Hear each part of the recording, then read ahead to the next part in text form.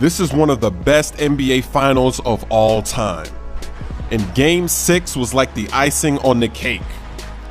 I still can't believe what happened. I'm still shocked. I'm still amazed.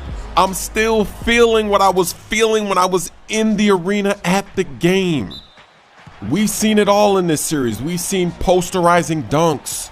We've seen threes. Danny Green setting the NBA Finals record, taking shots from 25, 30 feet with hands in his face, making it splash. We've seen LeBron James block dunks, block layups right at the rim.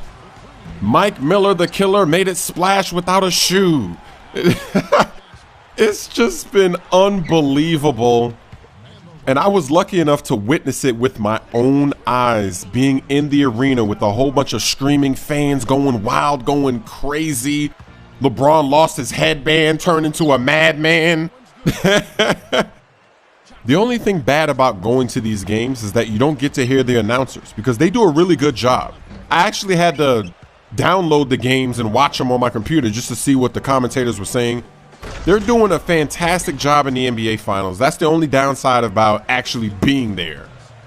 I wonder what the ratings are for this series because I know that game 6, I know it was just so exciting, too exciting.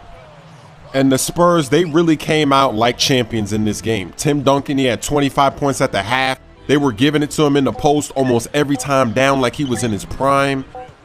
It was scary to watch. And that's what happens when a team is only one win away from winning the NBA championship. I mean, Tim Duncan, he was looking like the Tim Duncan in the finals against the Knicks. He was spinning. Every time they would defend him on one side, he'd spin to the other side, doing hook shots, getting offensive rebounds and ones. He was doing it all, banking it off the glass. Nobody could stop him. Everybody was fouling him. They kept subbing in people, the Birdman, Chris Bosh. And in the arena, everybody was frustrated. A lot of Heat fans, they couldn't take it. Every time Tim Duncan would touch the ball, you hear people saying, help him out. And on top of that, LeBron James was struggling from the field. He had Boris Diaw on him. Diaw was backing up like 5 feet, giving him the mid-range jumper. He wasn't confident in the mid-range jumper. He was forcing drives in the paint. He just wasn't doing anything. And then the fouls, Dwayne Wade, LeBron James were attacking the rim, doing all kind of acrobatic, sexy layups. The whistle was not blowing. But then on the other end, Tony Parker's doing his thing, going to the rim, and he's getting called for fouls. He's getting called for and ones. I remember there was this one possession where Dwayne Wade stole the ball, and then he lost it somehow. It was like he got fouled, he got pushed or something. And then when he lost the ball, at first, everybody on Miami's complaining to the refs, but then they're like, oh, wait. The ball is still in play. Tony Parker picked it up, went in the lane, and somehow they fouled him. I don't know. There was barely any contact, but they fouled him, and it was an and one. That was a huge play. People were so frustrated. And it was funny because in the third quarter, at the 6-minute mark, a lot of Heat fans couldn't take it, and they actually rage quit the game. So if you look at the thumbnail of this video, that is a picture of 2 of the people that were sitting next to me. They rage quit in the third quarter when the Heat were down by 6. This was before they went down by double digits, but you could see that the momentum was shifting. Miami couldn't do anything. They kept fouling the Spurs. Tim Duncan had an and one. All kind of bad things were happening. So the 2 people next to me, it was a couple, a man and a woman. They rage quit. They were so bad that they left their shirts. That's how you know they were mad, because they left the shirts. They didn't even take the shirts with them. They couldn't take it anymore. They rage quit the game. But that turned out to be a new move if you saw the game, because the Heat somehow got back into it, and I don't know how they did it, because in the third quarter they went down by double digits. I think the lead was as big as maybe 15 or 17. It wasn't looking good. It was looking like game 5. It was looking like, what was it, game 3 or 4, whatever game they got blown out. It was looking like they were going to get blown out on their home floor, like it was 2011 against the Mavericks at home, game 6. It wasn't looking good. So the people that were next to me, they were the first people to rage quit, and they rage quit early before it really got bad. But when the lead went above 10, people did start leaving. I'd say a few dozen people left the game. And it's funny because one of my friends was at the game. We're not best friends or anything, but we're friends, and they were able to change their seat. in the fourth quarter because people left. They were sitting behind the basket and they were up at like rows 30 or something. And so many people left that they were able to move down to like row 10 or 13 or something like that. That's how bad it was. Heat fans were so mad, they just gave up on the team and they left. And these seats are not cheap. And I was able to reserve tickets for Game 7. And the Game 7 tickets are double the price of what the Game 6 tickets were. The same spot. Isn't that amazing how from one game to another, the price can just skyrocket? I mean, this is crazy. So these seats are not cheap, yet these people just rage quit the game with a full quarter to go.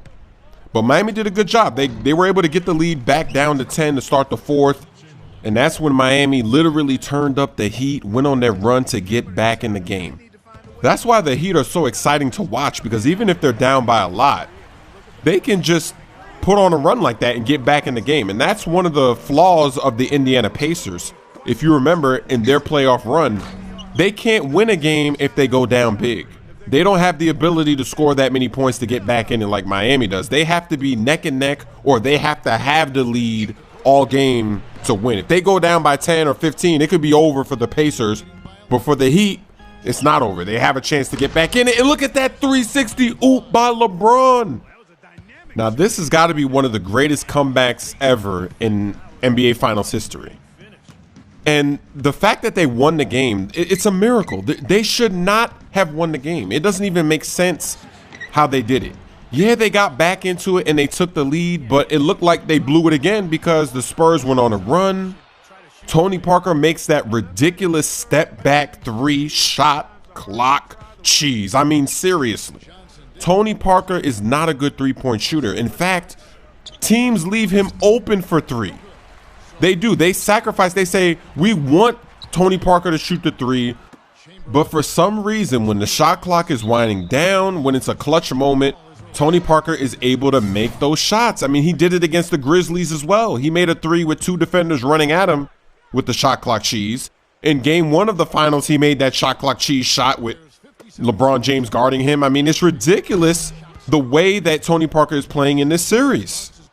He's like a video game character out there. And that's why even after all the heroics with Miami, Mike Miller making the three without a shoe, LeBron James blocking Tim Duncan's layup, and then scoring on the other, all these plays, they still managed to give the lead back to the San Antonio Spurs. And there was only like 30 seconds left and they're down by 5 desperation threes. So I thought the game was over, and everybody in the arena thought it was over as well, because even though there is a chance for you to get back into it, the possibility of you actually making 2 threes to tie the game or get back into the game, missing free throws, it's just unlikely. But it happened. The rush that we felt when Miami was coming back to take the lead and everything, we were making so much noise. If you were watching it on TV, you'll notice that we were just making noise when nothing was happening. We were just cheering, going crazy the entire time. And when Leonard stepped to the free throw line, it was so loud. I've never been in a place that was that loud before. It was louder than being in a club with bass and everything bumping. It was so loud, my ears, I couldn't hear. Leonard missed the free throw. He left the door open. And then that three by Ray Allen, that's got to be Ray Allen's, that might be Ray Allen's best three of all time. I mean, that was just, from where I was sitting, I wasn't sure if it was a three or not, because I was sitting on the side that he shot it on, and everybody was standing up, so I couldn't see where his feet were when he lifted off. But when it went in, I mean, everyone just went crazy, so I went crazy too. But when they said they had to go review it, I was like, oh, what if his foot was on the line? Because I couldn't see. So when we saw the replay and we saw that it was good, it was just a sigh of relief. I guess I should have known that he would know where to be and where he was standing, because he's Mr. Splash Man. He's Jesus Shuttlesworth. He's been doing that his whole career. It was just amazing. Look at Hakeem going coast to coast. So if the Spurs lose game 7, they're never going to be able to get over this game 6, because this game was over. And there's no way to rig this game. Like, people are saying that the game was rigged. I mean, you can't rig that three by Ray Allen. If Ray Allen misses that three, the series is over. You can't rig that. I mean, you can't rig all the threes that Danny Green was making in the series in all these games. You can't rig it. And when Miami was down by 5, the Spurs bench, they were hype. There were even some Spurs fans in the audience. There were about 15 to 20 of them in this one section. They were going crazy. They brought out the yellow tape. The Spurs were basically celebrating, and everybody in the arena, we felt like it was over. I was getting ready to watch the Spurs celebrate on our home floor, watch Tim Duncan raise it up again, Tony Parker, Greg Popovich. That's what I thought was going to happen.